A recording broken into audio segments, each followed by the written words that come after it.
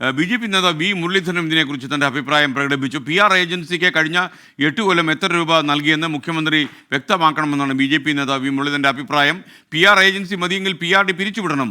മലപ്പുറത്തിൻ്റെ കാര്യത്തിൽ ദ ഹിന്ദു പത്രത്തിൽ അഭിമുഖത്തിൽ വന്നതാണ് വസ്തുത.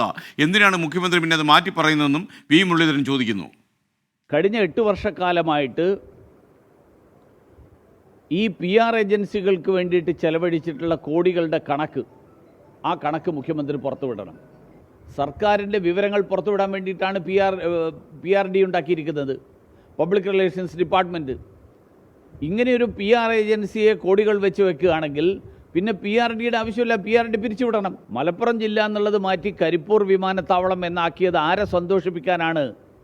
സത്യം പറഞ്ഞതിന് ശേഷം അവിടുന്ന് വീണെടുത്ത് കിടന്നുരുളുന്ന ഒരു സ്ഥിതി, അങ്ങനെ ഒരു നയം, അങ്ങനെ ഒരു നിലപാടെടുത്തതുകൊണ്ട് സത്യമല്ലാതാകുന്നില്ല.